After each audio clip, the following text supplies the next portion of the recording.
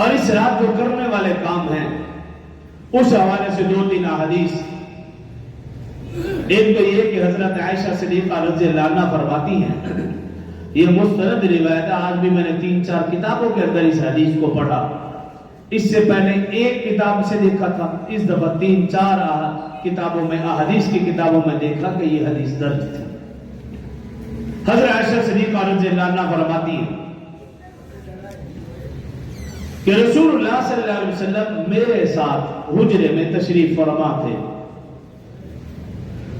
فرماتی ہے کہ رات کے وقت میری آنکھ کھلی، میں نے دیکھا رسول اللہ صلی اللہ علیہ وسلم تشریف فرما نہیں ہے، بستر پر نہیں ہے. تو اما عائشہ صدیقہ رضی اللہ عنہا فرماتی میری پریشانی بڑھی کہ اس رات تو رسول اللہ صلی اللہ علیہ وسلم کو میرے ساتھ ہونا چاہیے تھا، تو میرے ساتھ کیوں نہیں؟ فرماتی مجھے شک گزرا کہیں دیگر ازواج مطہرات کے پاس تو نہیں. فرماتی ہے کہ میں دیگر ازواج مطہرات کے حجروں میں کہیں دیکھا، وہاں بھی نہیں.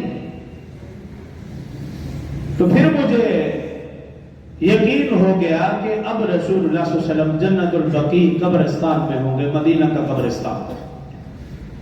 فرماتی ہے کہ میں جنت البقیع قبرستان میں تشریف لے گئی.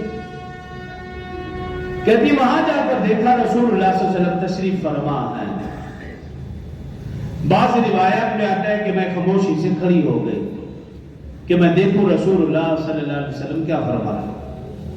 بعض روایات میں آتا ہے کہ جب حضرت عائشہ صدیقہ رضی اللہ عنہا کی نظر پڑی رسول اللہ صلی اللہ علیہ وسلم مدینہ کے قبرستان میں ہیں، حضرت عائشہ رضی اللہ عنہا تسلی کر کے فوراً بھاگتے ہوئے واپس آئیں اپنے حجرے میں، اور رسول اللہ صلی اللہ علیہ وسلم کو اندازہ ہو گیا کہ حضرت عائشہ آئی تھی میرے پیچھے. رسول اللہ صلی اللہ علیہ وسلم فوراً حضرت عائشہ کے پاس پھر تشریف لائے. 2 روایت میں اس طرح. خیر، رسول اللہ صلی اللہ علیہ وسلم نے حضرت عائشہ رضی اللہ عنہا فرماتی ہیں کہ میں نے رسول اللہ صلی اللہ علیہ وسلم کو یہ الفاظ ادا کرتے ہوئے سنا کہ رسول اللہ صلی اللہ علیہ وسلم اپنی امت کے لیے بخشش اور مغفرت کی دعا کر رہے تھے کہ یا رب اغفر امتی، اے میرے رب میری امت کی بخشش اور مغفرت فرما دے. فرماتے یہ الفاظ میں نے سنا. رسول اللہ صلی اللہ علیہ وسلم نے مجھ سے پوچھا عائشہ جانتی ہو یہ رات کون سی ہے؟ میں نے عرض کی اللہ اور اس کے رسول بہتر جانتے ہیں. پھر رسول اللہ صلی اللہ علیہ وآلہ وسلم نے ارشاد فرمایا کہ عائشہ یہ ایسی رحمتوں والی، برکتوں والی، بخشش والی، مغفرت والی رات ہے کہ اس رات اللہ تعالی میری امت کے بنو کلب کے بھیڑ بکریوں کے بالوں سے بھی زیادہ میری امت کی بخشش کا اور میری امت کی مغفرت کی عام معافی کا اعلان فرماتے ہیں. یہ حدیث مبارکہ. اب اس حدیث مبارکہ سے ایک تو بات یہ معلوم ہوئی کہ اس وقت خواتین قبرستان میں جا سکتی تھی. حضرت عائشہ رضی اللہ عنہا تشریف لے گئے. رسول اللہ صلی اللہ علیہ وسلم نے پھر منع کر دیا گیا، اب خواتین کا قبرستان میں جانا منع ہے، ہر صورت میں منع. کوئی بھی جائز صورت ایسی نہیں ہے کہ کہہ دیا جائے کہ وہ قبرستان میں جا سکتی ہے. جس طرح زندوں سے پردہ ہے اسی طرح مردوں سے بھی پردہ ہے. اور اس کی سب سے بڑی آپ دلیل یہ دیکھ لیجئے کہ جو خواتین عمرے کے لیے یا حج کے لیے جاتی ہیں انہیں بھی اجازت نہیں ہے کہ وہ رسول اللہ صلی اللہ علیہ وسلم کی قبر پر بھی جا سکے. جب ایک خاتون رسول اللہ صلی اللہ علیہ وسلم کی قبر پر نہیں جا سکتی، جب ایک خاتون جنت البقیع قبرستان، مدینہ کا قبرستان، اس قبرستان کے اندر نہیں جا سکتی، جنت المعلا قبرستان میں نہیں جا سکتی، تو پھر عام قبرستان ان کی کیا حیثیت؟ ایک تو یہ بات ہے نشید، اور دوسری بات یہ کہ اس رات قبرستان میں جانا یہ رسول اللہ صلی اللہ علیہ وسلم کا سنت عمل ہے، لیکن اکیلے جتھوں کے ساتھ نہیں. آپ صلی اللہ علیہ وسلم اکیلے تشریف لیں گے، کوئی 2-4 بندے اکٹھے کر کے نہیں گے. اگر اس رات موقع ملتا ہے تو آپ اکیلے اگر قبرستان چلے جائیں تو یہ بھی مسنون عمل ہے. 2-4 لوگوں کو اکٹھا کر کے جانا تو پھر اس کا مطلب آپ سنت عمل نہیں، بس ایک روٹین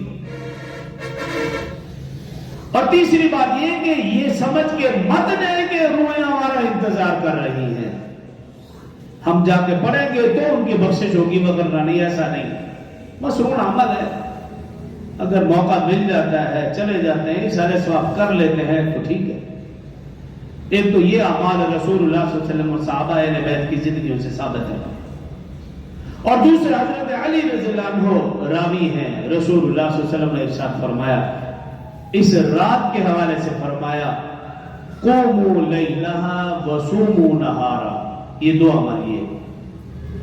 حضرت علی رضی اللہ عنہ میں بعض لوگوں نے اس حدیث کو ضعیف کے درجے میں لیا ہے، لیکن اس حدیث کو روایت کرنے والے راوی بہت زیادہ ہے، اور یہ حدیث کا اصول ہے کہ جس کے راوی کثرت سے پائے جائیں وہ حدیث پھر ضعیف نہیں رہتی، ہاں ایک دو راوی ہوں اور پھر اس میں ضعف کا عنصر پایا جائے تو اس میں بزرگوں نے لکھا کہ خاموشی اختیار کر لی جائے، لیکن جس میں راوی زیادہ ہو پھر اس میں ضعف کا عنصر ختم، پھر اس کو قوی اور مضبوط سمجھا جائے۔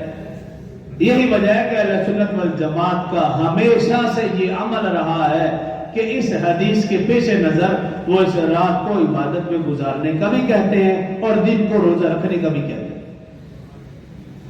تو قوموا لیلہا وصوموا نہارا، حضرت علی رضی اللہ عنہ راوی ہیں کہ رسول اللہ صلی اللہ علیہ وسلم کا ارشاد ہے کہ اس رات کو قیام کرو، یہ حدیث ہے۔